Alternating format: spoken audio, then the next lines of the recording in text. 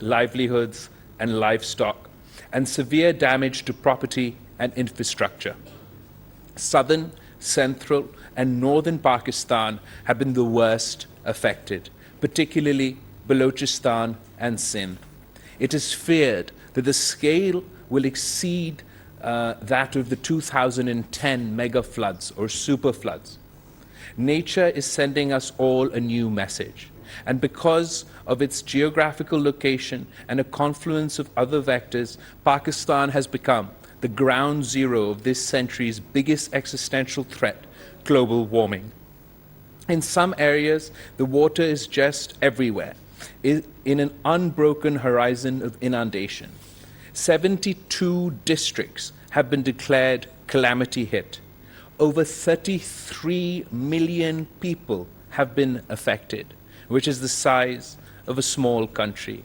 More than 1,100, including women and children, have lost their lives, and many more are injured.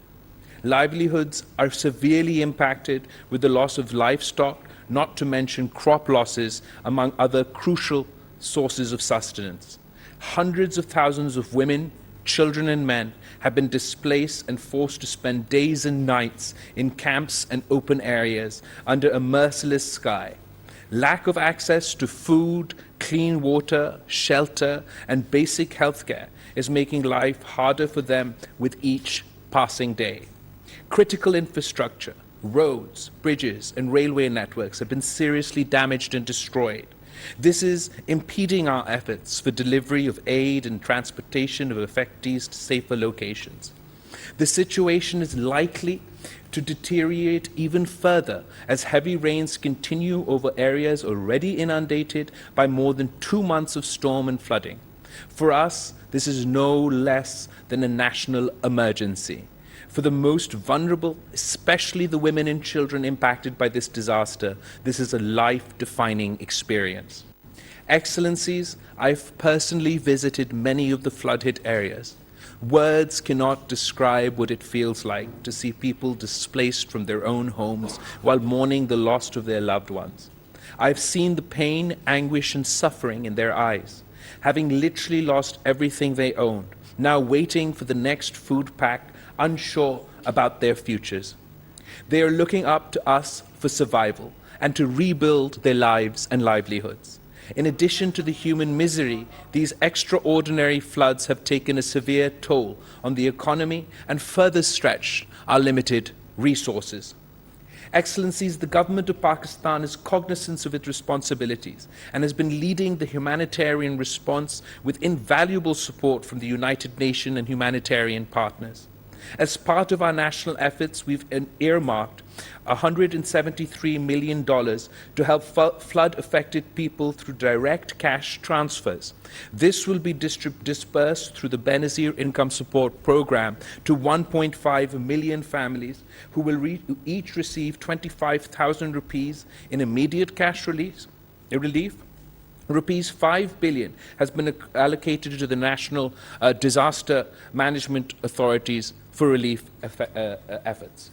The government is also providing 1 million rupees in compensation for next of kin of the deceased, 250,000 rupees for injury and for partial damage of houses, 500,000 rupees for destroyed houses. In addition to financial support, food packs, shelter items including tents and water, sanitation and hygiene supplies are also being provided by the National Disaster Management Authorities and the Provincial Disaster Management Authorities. The government's efforts are being supported by the Pakistani nation, with people, civil society and humanitarian organizations stepping forward in a big way to complement the relief work with our characteristic generosity and philanthropic spirit. The Prime Minister's Relief Fund 2022 has also been established to facilitate people all over the country and to contribute to the flood relief efforts. Excellencies, but as it is evident, this disaster is colossal in its scale and devastation. It has severely strained, even overwhelmed, both our resources and our capacity. It has left millions vulnerable to health emergencies and a critical lack of basic survival needs. The gap between such needs and the capacity to deliver with speed and scale is crucial at this point. It requires urgent cooperation and support from the international community.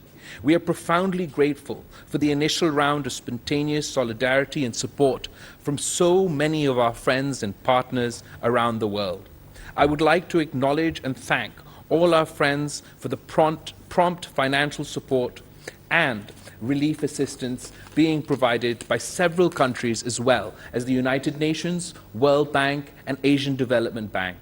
We are especially grateful to the United Nations resident coordinator and his team for the excellent support that has been extended to us since the onset of this calamity.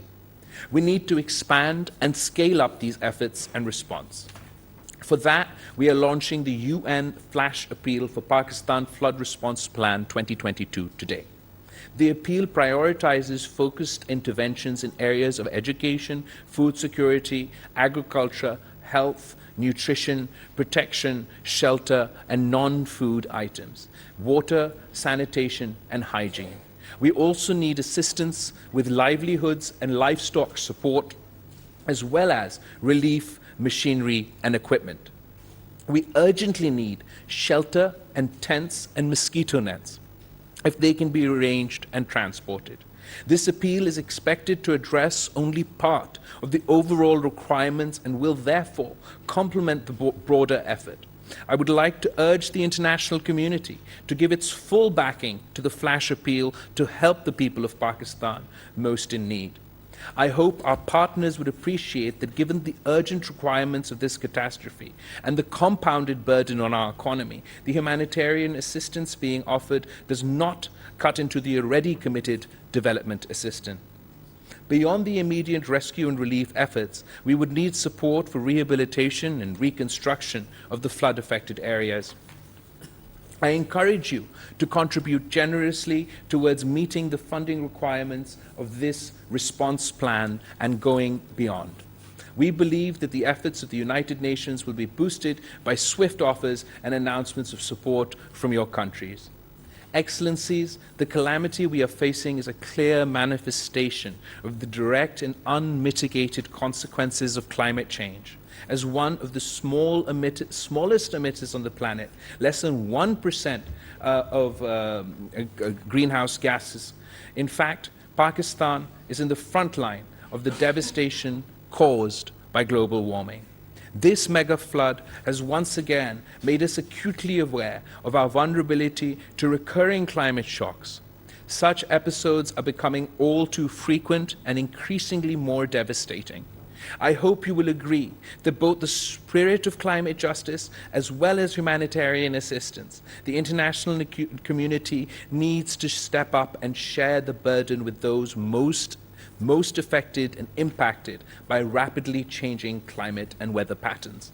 Your full support and solidarity with the people of Pakistan at this time would go a long way to alleviating their suffering and in helping to rebuild their lives, resilience, and communities. I thank you and look forward to working with all of you to build back better.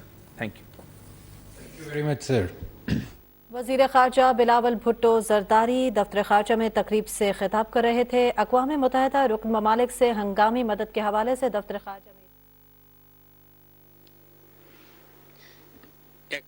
Excellencies, dear friends, Pakistan is awash in suffering. The Pakistani people are facing a monsoon on steroids, the relentless impact of epochal levels of rain and flooding. The climate catastrophe has killed more than 1,000 people, with many more injured. Millions are homeless, schools and health facilities have been destroyed, livelihoods are shattered, critical infrastructure wiped out, and people's hopes and dreams have washed away. Every province of the country has been affected. In my prior position as High Commissioner for Refugees, I witnessed the enormous giving spirit of the Pakistani people, welcoming and protecting millions of Afghan refugees, and in many cases, sharing their limited resources.